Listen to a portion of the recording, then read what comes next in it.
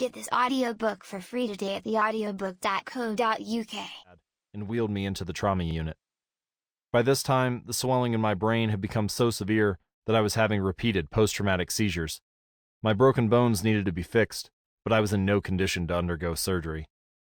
After yet another seizure, my third of the day, I was put into a medically induced coma and placed on a ventilator. My parents were no strangers to this hospital. 10 years earlier, they had entered the same building on the ground floor after my sister was diagnosed with leukemia at age 3. I was 5 at the time. My brother was just 6 months old. After 2.5 years of chemotherapy treatments, spinal taps, and bone marrow biopsies, my little sister finally walked out of the hospital, happy, healthy, and cancer-free. And now, after 10 years of normal life, my parents found themselves back in the same place with a different child. While I slipped into a coma, the hospital sent a priest and a social worker to comfort my parents. It was the same priest who had met with them a decade earlier, on the evening they found out my sister had cancer. As day faded into night, a series of machines kept me alive. My parents slept restlessly on a hospital mattress. One moment they would collapse from fatigue, the next they would be wide awake with worry. My mother would tell me later, "It was one of the worst nights I've ever had." My recovery. Mercifully, by the next morning my breathing had rebounded to the point where the doctors felt comfortable releasing me from the coma. When I finally regained consciousness, I discovered that I had lost my ability to smell. As a test, a nurse asked me to blow my nose and sniff an apple juice box. My sense of smell returned, but, to everyone's surprise, the act of blowing my nose forced air through the fractures in my eye socket and pushed my left eye outward. My eyeball bulged out of the socket, held precariously in place by my eyelid and the optic nerve attaching my eye to my brain.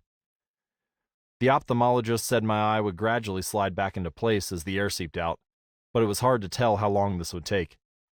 I was scheduled for surgery 1 week later, which would allow me some additional time to heal. I looked like I had been on the wrong end of a boxing match, but I was cleared to leave the hospital.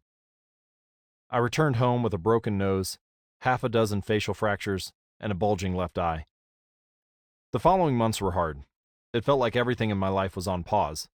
I had double vision for weeks. I literally couldn't see straight. It took more than a month, but my eyeball did eventually return to its normal location. Between the seizures and my vision problems, it was 8 months before I could drive a car again. At physical therapy, I practiced basic motor patterns like walking in a straight line.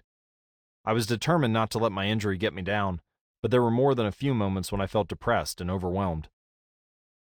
I became painfully aware of how far I had to go when I returned to the baseball field 1 year later. Baseball had always been a major part of my life. My dad had played minor league baseball for the St. Louis Cardinals, and I had a dream of playing professionally too.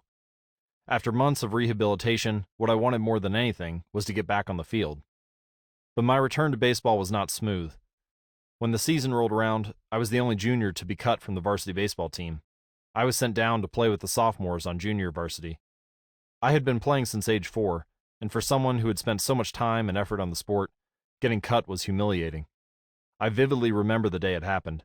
I sat in my car and cried as I flipped through the radio, desperately searching for a song that would make me feel better.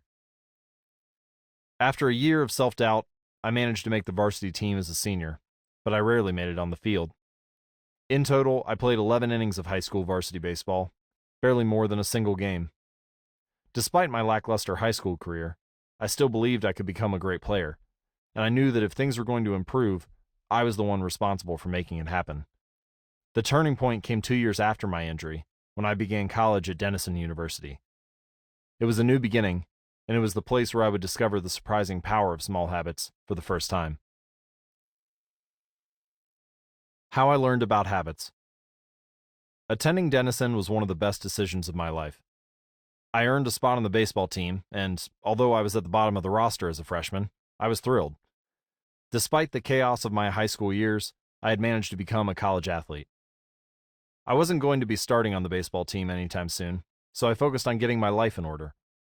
While my peers stayed up late and played video games, I built good sleep habits and went to bed early each night. In the messy world of a college dorm, I made a point to keep my room neat and tidy. These improvements were minor, but they gave me a sense of control over my life. I started to feel confident again, and this growing belief in myself rippled into the classroom as I improved my study habits and managed to earn straight A's during my first year.